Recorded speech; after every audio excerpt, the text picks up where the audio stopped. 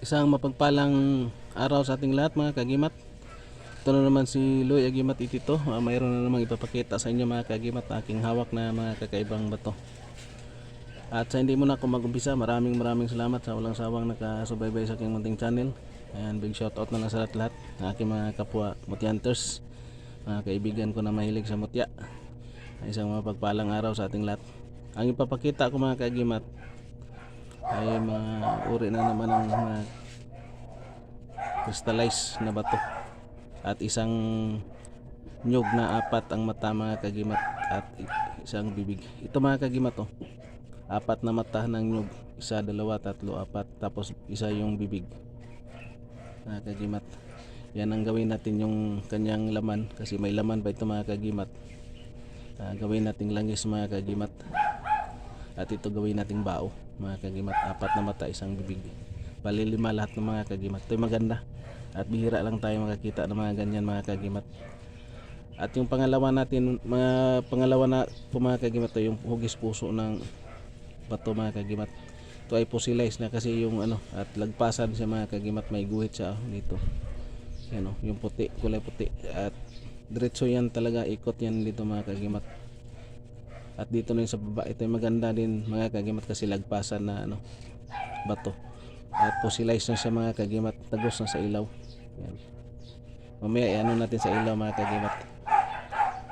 At ito mga kagimat yung bunga ng kahoy na nagiging crystallized na din mga kagimat. Yan, may sibol pa mga kagimat yan. At ito na mga kagimat, bunga din ito ng kahoy na nagiging bato, crystallized na din. Yan mga kagimat. Yan natin yan mamaya mga kagimat. At ito mga kagimat yung bato ko na lusot din mga kagimat. Kung mayroong matulis na lusot mga kagimat, ito din mayroon din siya bilog, parang bunga ng lansones mga kagimat. Pero hindi ito lansones mga kagimat, ito ay lusot na bato. Yan ang lumusot yung bato niya na pula. Dito yan galing mga kagimat tagpas dito. Ito maganda mga kagimat, lusot na bato. At ito mga kagimat yung bunga ng mansinitas na kahoy na nagiging bato na siya mga kagimat. Okay, fossilized na din mga kagimat. Nakuha ko sa bunga puno ng mansinitas mga kagimat. Yan mamaya dikdikin natin para kung bato ba siya o hindi mga kagimat. Yan. At ito mga kagimat yung buto ng kalabasa na nagiging bato mga kagimat. Yan buto talaga yan ng kalabasa na nagiging bato na. Yan. Ito maganda din mga kagimat sa hanap buhay. At ito mga kagimat yung pinaka rare talaga mga kagimat kasi bihira lang ito makuha. Ito hindi sa akin mga kagimat. Ito ay itlog ng gagamba na tapay-tapay mga kagimat. Yung parang gagamba na malaki, tapay-tapay. Ito yung itlog na niya na malapit na mapisa mga kagimat kasi siya sa gitna. Yan. Itlog ito ng tapay-tapay na nagiging bato. Pero ito ay hindi sa akin mga kagimat. Kaya sa matanda ito.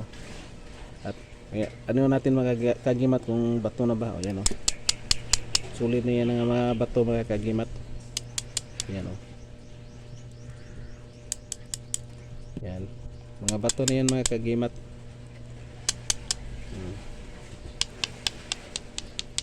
Yan mga kagimat yung tinig nila mga kagimat. Ngayon natin mga kagimat sa ilaw mga kagimat kung mga kagimat. Ito mga kagimat crystallized na mga kagimat. Yan pula. At ito din mga kagimat yan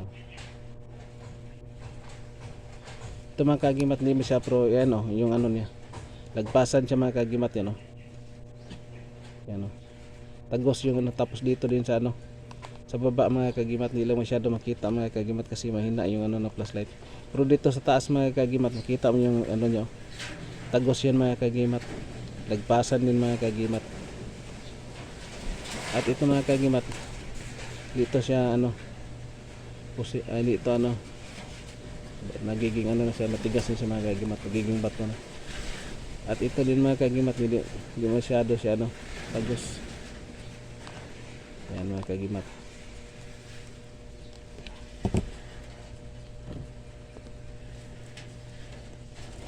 At ito lang muna yung bago kong mga kagimat, yung bago kong ipapakita naman sa inyo ng mga aking hawak ng mga kakaibang bato mga kagimat. At sa naniniwala lang sa mga usaping mutya mga kagimat, yung hindi naniniwala malaya naman kayo hindi manood mga kagimat, kasi para lang dito sa naniniwala mga kakaibang bato mga kagimat. At ito natural talaga na mga bato mga kagimat na ng kalikasan na yan pero ito yung mga mutya mga kagimat. At ito mga kagimat, dubli siya, bunga ng kahoy na mayroon pang crystallize, at mayroon pa siyang sibol. Yan mga kagimat. At ito yung pinakamaganda mga kagimat, kasi mutya ng itlog ng tapay-tapay.